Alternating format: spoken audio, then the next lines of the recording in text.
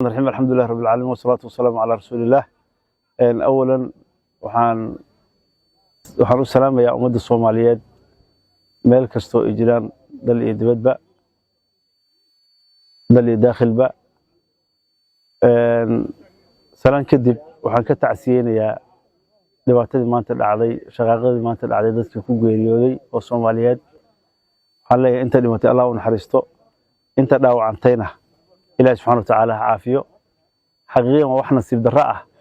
inay dhacdo in nin eedaysana ah dadkaygu isku diro ay xaaladdan dhacdo weliba waxaan lagu aqoonin dadka gaar ahaan gobolkan Gedo ku nool. waxaa jirtay in ama aan dareemi karnaa in Axmed Maxamed Islaam oo eedaysana ah oo dowladda Soomaaliyeed iyo qarannimadii diiday kadibna eedaysana ah oo dowladda Soomaaliyeed ay raadinayso inuu 8 bilood hurinayay dagaal ama colaad ka dhacdo gobolkan Gedo oo uu dhaqaale ku bixinayay oo lacag AFC ah oo mataacul quruur ah oo daba go'an oo raadinayay in dadka reer Gedo isku laayaan. arrintaasna uu maanta ku guuleystay aad iyo aad baan uga xumahay. dadka reer Gedo waxay ahaayeen dad wanaagsan oo xaqiiqiyan danahooda yaqaano laakiin maanta way seegeen waana ka xumahay. dadkuna ma wada laha eede waxa iska la ragii mid safar la soo geliyay iyo mid halkan lagu abaabulayba hubka qaatay oo shacabkooda iyo ciidamadii kale oo qaranka Soomaaliyeed la dagaalamay. maanta aniga 20 iyo taariikhdu ay ahayd 22 bishii 7 ayaan safar ku imid magaalada Balad Xaawo. aniga waxaan u imid muddo ka hor markii ay ciidamo saraakiil Soomaaliyeed oo la damcay in loo soo diro gobolkan ay ka soo degaan degmada Doolow si ay ciidamada Soomaaliyeed ku ay xaquuqda uga xiran yihiin xaquuqda u furaan ciidamadana u tayeeyaan tiro iyo tayaba u sameeyaan ciidanka gobolka Gedo degan waxa ka maqan oo baahida ah oo kabta u hooseyso koofidana u koreysay u sameeyaan ciidamada saraakiisha soo diray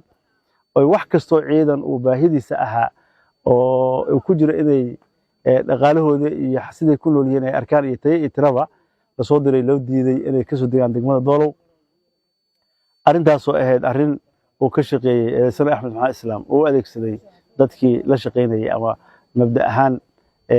ra'yigaas la qaatay qaloocan ama guracan. Axmed waxa way shakhsi dowladnimada Soomaaliyeed markasta lid ku ah oo diidan Sheekh Shariif la diray madaxweyne Sheekh Shariif xilligiisii madaxweyne Xasan la diray madaxweyne Farmaajo la diray madaxweyne Xasan hadda la diray wuxuu la diray qof ma aan waa qarannimada Soomaaliyeed oo xaqiiqiyan waxa in badan oo kamid ah ka dhaxalaya ama ka dhax shaqeynaya gacmo shisheeye. intaas markaan ka gudbo waxa xasuus leh in lacagta AFC oo Balad Xaawo ama Gedo ku bixinayo Gedo dagaal sukeeya ka socdo oo qabaa'ilada Soomaaliyeed ay ku dirirayaan magaalada Luuq oo aad uga xunahay. Ilaahay subxaanahu wa ta'aala aan ka rajeynayno dagaalkaas si fudud inuu ku joogsado. laakiin degmooyinka kale dagaal sukeeyna kama jirin ciidamada Soomaaliyeed baa deganaa ciidamo qaran ah. Axmed baa ku dhex raftay dhaqaalahaas ku dhex bixiyay shakhsiyaad u adeegsaday. arrintaas uu sameeyay waxa isweydiis leh wiilasha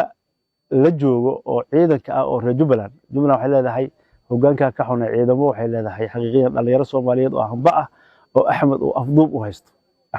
u haysto. su'aal ahaan wuxuu diiday in ciidamada qaranka Soomaaliyeed ka mid noqdaan. wuxuu diiday ayaga xaquuq ay fiirsadaan oo joogto ah inuu siiyo ayaga oo baahida inta qof bilaadan leeyahay leh oo u diiday aad garan karto qofka bilaadanka baahidu leeyahay dhinac walba hoygiisa markii la fiiriyo. guriga waa korontada ka go'an tahay biyihii baa ka go'an caana cunugii laga rabaa farmashigii baa laga rabaa waxaasoo dhan oo jiro buu Axmed 3 bilood waxa laga yaabaa ama 4 bilood ciidamada inaysan dhaqaale lacag qaadanin.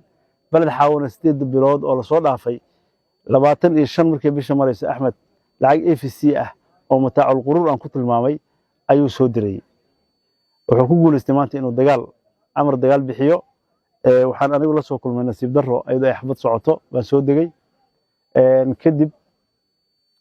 intii diyaaradii waday iyo beeloodidii ay ka caayeen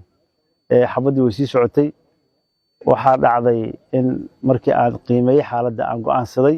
inaan shacabka Soomaaliyeed ee reer Balad Xaawo mas'uuliyaddeeda cusub oo waliba aan xaqeen dad aan la jecel fara badan u leeyahay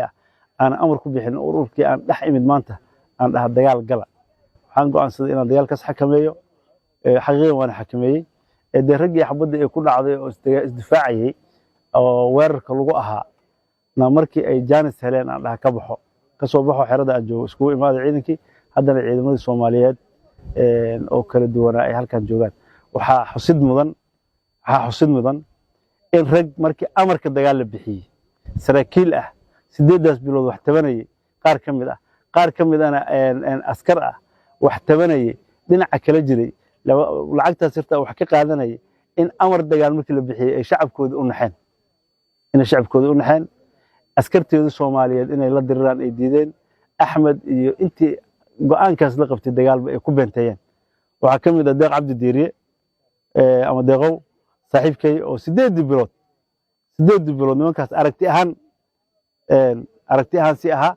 laakiin markuu arkay amar dagaal inuu baxay oo ciidankii Soomaaliyeed in la diray ay tahay diiday asaga rag kale toba waa u mahad celinaya raggaas rag yar ma ahan waa tiro 30 iyo something nin oo kumboosh ah amarka dagaal markii la bixiyay meeshii xabadii socotay iyo magaalada ay aadi lahayn bay soo doomareen oo xarida UK bay ku soo xaraadeen deeq ba kamid ah deeq waa nin halgamaa ah raggan og inay hamba yihiin oo ay shabaab iyo cadow kale argixisa ay qabaan saaxiibadiis fara badan inuu asaga gacantiisa ku dilaan wuxuu ka doorbitay inuu ka istaago qaribaada noocaas ah iyo ninkaas eedeysanaha rabo inuu dadka geliyo dhibaato asaga ooga baxo dhibaatada haysato waa ku mahad celinayaa deeq wiilkii Sheekh Cabdiqaadir adeerkay ninka aad wiilka adeer ku ahaa Allah ku barakeeyo aad iyo aad baa u mahadsan tahay adiga iyo raggii kula socdo askarta ahaaba waa idin mahad celinayaa taariikhdan idin xusi doonto amaal marinood ku yeelan doontaa haddii alla idin gaar ahaan laanta aad ka tirsantahay ciidanka xoogga dalka Soomaaliyeed aad iyo aad baa u mahadsan tahay shakhsiyan amaal aan ku hayo gaar ah buu yahay aad baa u mahadsan tahay